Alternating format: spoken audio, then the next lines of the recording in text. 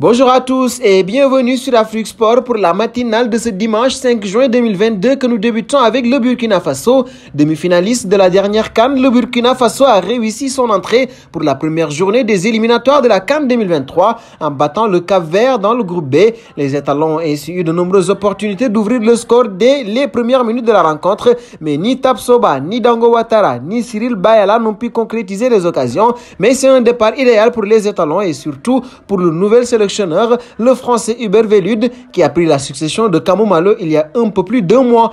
Et nous filons au Maroc désormais. Le sélectionneur du Maroc est sous le feu des critiques de la part de plusieurs observateurs ainsi que des fans après la cuillère défaite des Lions de Dallas contre les États-Unis sur le score de 3-0. Mais en dépit de l'acharnement public sur cet entraîneur, le président de la Fédération royale marocaine de football, Fawzi Lekja, avait récemment réitéré sa confiance en Vahid Halilovic.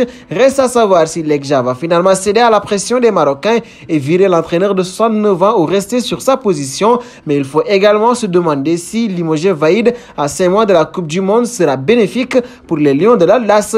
Toujours autour des sélections africaines, à l'occasion des éliminatoires pour la Coupe d'Afrique des Nations 2023, le tenant du titre, le Sénégal, a parfaitement débuté cette campagne en dominant le Bénin 3-1 dans le groupe L. Pour s'imposer, les Sénégalais ont pu compter sur un triplé de Sadio Mané, qui est désormais le meilleur buteur de l'histoire de sa sélection devant Henri Camara. Dans le même temps, l'Algérie a pris le meilleur sur l'Ouganda 2-0 dans le groupe F. Après l'ouverture du score d'Aïs Mandi, les Fennecs ont joué avec le feu, mais Mia a raté un penalty.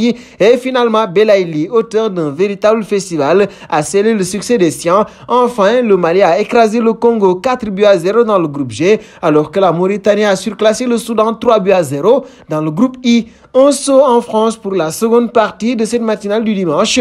Le match de l'équipe de France contre le Danemark ne s'est absolument pas passé comme prévu pour le staff des Bleus. En plus de la défaite à domicile, plusieurs joueurs ont été blessés lors de cette rencontre, alors que Raphaël Varane, qui a quitté le rassemblement, Didier Deschamps pourrait être privé d'un de ses cadres pour le prochain match des Bleus. Selon l'équipe, le sélectionneur des Bleus sera privé de Kylian Mbappé pour le prochain match de l'équipe de France contre la Croatie le lundi en Ligue des Nations. Touché au genou, il pourrait être à nouveau disponible avec les Bleus pour les prochaines rencontres de la trêve internationale. Et nous passons en Angleterre. En Ligue des Nations, l'Angleterre a chuté en Hongrie 1-0 et face à la presse dans la foulée, le sélectionneur des Three Lions, Gareth Southgate, a poussé un énorme coup de gueule en raison des sifflets du public, pourtant essentiellement composé d'enfants, quand ces joueurs ont posé un genou au sol avant le début de la partie afin de lutter contre le racisme. Je suis très surpris, c'est la raison pour laquelle nous le faisons, pour essayer d'éduquer les gens dans le monde entier. Je n'ai aucune idée de la raison pour laquelle les gens choisissent de siffler ce geste.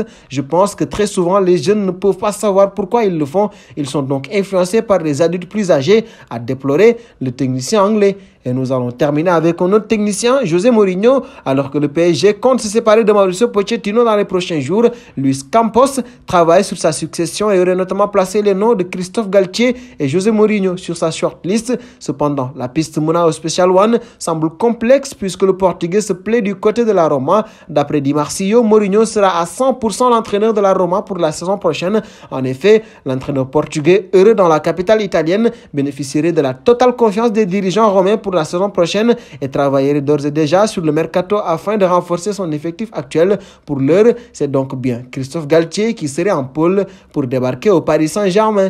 Et nous arrivons au terme de cette matinale du dimanche que nous bouclons avec la question du jour. Sadio Mané est-il devenu le meilleur joueur de l'histoire du Sénégal? Vos réponses seront attendues en commentaire. En attendant, n'hésitez pas à vous abonner sur Afrique Sport pour ne rien manquer des informations autour du football.